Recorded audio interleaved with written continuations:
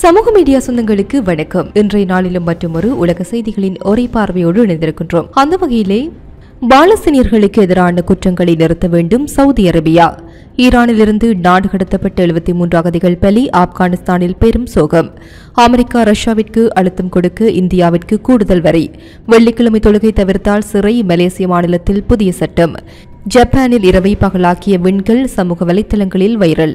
உலகுக்கு முதன்முறையாக அதிநவீன ஏவுகணைகள். 2005 சீனாவின் பிரமாண்ட ராணுவ அணிவகுப்பு.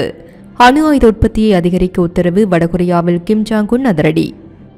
பாலஸ்தீன மக்களுக்கும் அவர்களின் நிலத்திற்கும் எதிராக இஸ்ரேல் மேற்கொண்டு வரும் குற்றங்களை நிறுத்துமாறு சர்வதேச சமூகம் உடனடியாக நடவடிக்கை எடுக்க வேண்டும் என்று சவுதி அரேபிய அமைச்சரவை வலியுறுத்தியுள்ளது. இன்று நியூம் நகரில் நடைபெற்ற அமைச்சரவை கூட்டத்திற்கு பட்டத்து இளவரசரும் பிரதமருமான முகமது பின் சல்மான் தலைமை தாங்கினார். கூட்டத்திற்கு பிறகு சவுதி பத்திரிகை நிறுவனம் வெளியிட்ட அறிக்கையில் இஸ்ரேலிய ஆக்கிரமிப்பு அரசாங்கத்தின் பிரதமர் வெளியிட்டு பெரிய இஸ்ரேல் தொலைநோக்கு குறித்த கருத்துக்களை அமைச்சரவை கடுமையாக கண்டித்துள்ளது. மேலும் ஜெருசலேம் நகரை சுற்றிய பகுதிகளில் புதிய குடியிருப்புகள் அமைக்க இஸ்ரேலிய அதிகாரிகள் வழங்கிய ஒப்புதலையும் சவுதி அரேபியா தீவிரமாக எதிர்த்துள்ளது.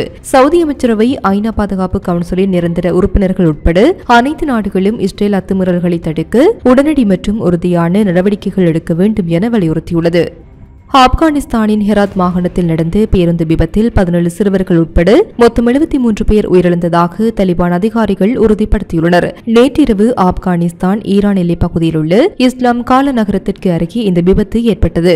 ஈரானிலிருந்து நாடு கடத்தப்பட்டு ஆப்கானிஸ்தான் அகதிகளை ஏற்றி சென்ற பேருந்தே விபத்துக்குள்ளானது. உயிரிழந்தவர்களில் பெரும்பாலானோர் ஈரானிலிருந்து திருப்பி அனுப்பப்பட்டவர்கள் எனவும் அதிகாரிகள் தெரிவித்துள்ளனர். இந்த சம்பவம் ஆப்கானிஸ்தானில் பெரும் துயரத்தை ஏற்படுத்தியுள்ளது.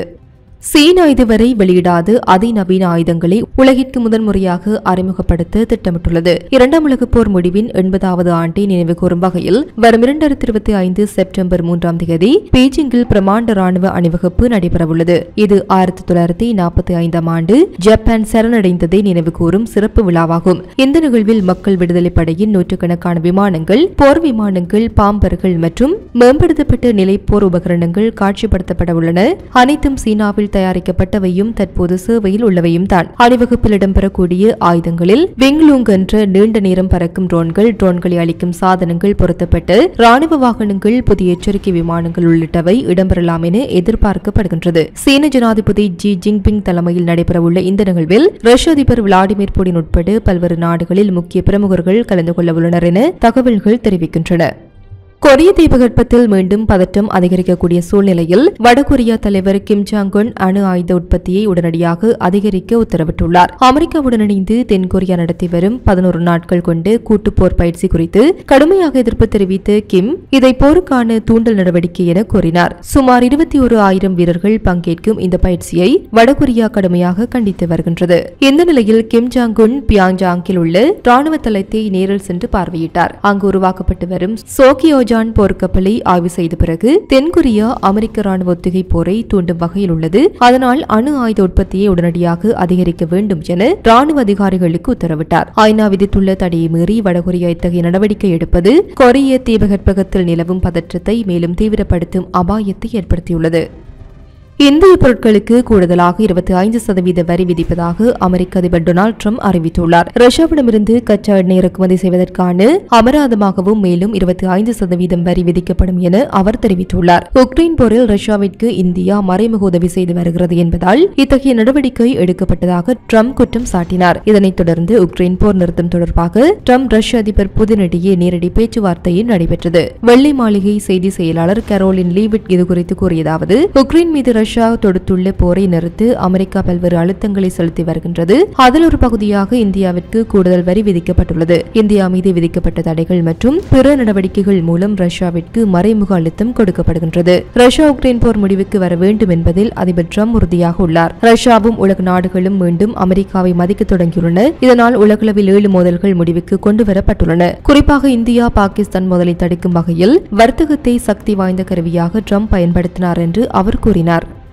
தென்கிழக்கு ஆசிய நாடான மலேசியாவின் தெலங்கானா மாநிலத்தில் வெள்ளிக்கிழமை தொழுகை செய்யாத ஆண்களுக்கு கடுமையான தண்டனை விதிக்கும் புதிய சட்டம் கொண்டுவரப்பட்டுள்ளது. பான் மலேசிய இஸ்லாமிய கட்சி ஆட்சி செய்து வரும் இந்த மாநிலத்தில் நியாயமான காரணமின்றி வெள்ளிக்கிழமை தொழுகையை தவிர்ப்பவர்களுக்கு 2 ஆண்டுகள் வரை சிறை அல்லது 3000 ரிங்கிட் அபராதம் அல்லது 2 வழங்கப்படும் என அறிவிக்கப்பட்டுள்ளது. மாநில தகவல் மற்றும் ஷரியா அதிகாரமளிப்பு அமைச்சர் முகமது கலீல் அப்துல் ஹாடி கூறியதாவது, வெள்ளிக்கிழமை தொழுகை என்பது வெறும் மத அடையாளமல்ல, அல்லாவுக்கு கீழ்ப்படுதல் என்னும் கடமையை நினைவூட்டுவதே இந்த சட்டத்தின் நோக்கம். முன்னதாக தொடர்ச்சியாக 3 வெள்ளிக்கிழமை தொழுகையை தவறவிட்டவர்களுக்கே தண்டனை வழங்கப்பட்ட நிலையில் இப்போது அதனை மேலும் கடுமைப்படுத்தியுள்ளனர். இந்த சட்டம் பன்முக கலாச்சாரத்திற்கு பெயர் போன மலேசியா மத பழமைவாதத்தை நோக்கி செல்கிறது என்பதற்கான அறிகுறி என விமர்சகர்கள் சுட்டிக்காட்டியுள்ளனர்.